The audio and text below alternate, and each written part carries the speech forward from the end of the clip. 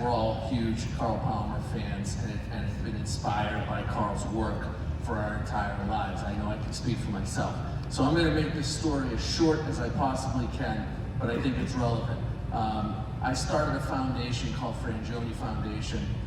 We have a private drum museum, and inside of it we have all of these stage played kits that were owned by iconic drummers and the actual kits. And what we do with this foundation is we work with other foundations like Make-A-Wish and March of Dimes and all of these foundations you've all heard of for many years, and we bring in kids who need to be inspired in that moment because their dream is drumming.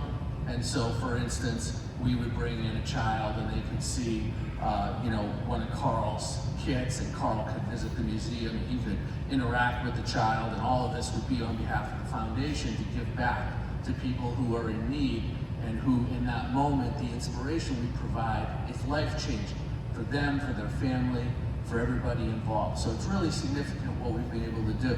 And I'm going to tell you the point of the story, besides that, which is kind of the end of the story, is that when I was 2, I was diagnosed with retinoblastoma, which is cancer of the eye. They had to remove my right eye. I've been blind ever since in my right eye.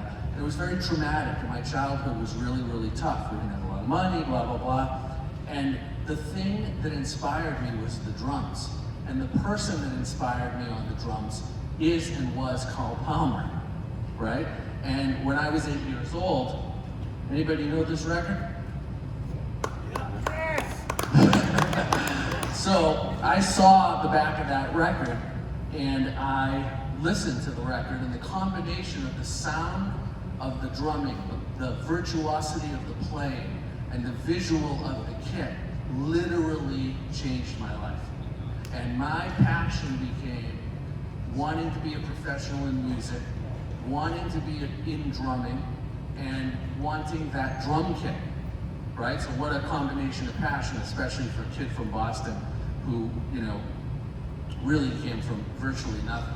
So as my career went on, fast forward, I got into music technology.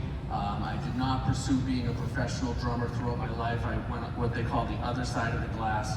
I've worked on about 75 platinum records. I've been with everybody from Aerosmith to the Stones for the last 30 years and have been able to have success in music, which I love. Along the way, I followed the lineage of Carl's stainless steel drum kit that's on this record that we see. And I saw that Ringo Starr had bought it in the early 80s, and I thought, that's just so unbelievable. What would it ever take to have that drum kit? My parents used to say to me, David, we barely can pay the rent every month, and you want a drum kit from a London rock star that probably spent more on that kit than we've ever seen in our entire lives times 10. Like, keep dreaming about the drum kit. Then Ringo buys it. Oh, now, David, it's really going to become reality because now the richest drummer in the world just bought the drum kit. So now you really have a shot at the kit. Well, as we fast forward in time, I ended up working with Ringo. And when I first met him and was able to spend some time with him, one of his handlers said to me, look, everybody that works with Ringo gets to ask him one personal question, and then the rest of the time you got to be on the team and focus on the project. So if you want to know what the tambourine was on Sgt. Pepper, whatever, go for it. I said, okay, I'm good with that. I'm here to work. So I got my one question, and when it came to me, I said, would you ever consider selling Carl Palmer's stainless steel drum kit? And he said, no, are you out of your mind? Who the hell is this guy? So I didn't get fired. I kept working with him. He didn't sell the kit, and that was it. I think he was almost shocked, because it was in storage, which I had no idea what was going on with it. So we fast forward to 2015, and Ringo Starr has an auction, and in that auction, he auctions off the kit that we're talking about, that from 8 years old I was dreaming about and listening to, and I win the auction and own the kit now, and it's in the museum for everybody who needs inspiration like I had to enjoy. So thank you, Carl Palmer, and thank you, everybody. How the hell am I supposed to follow that?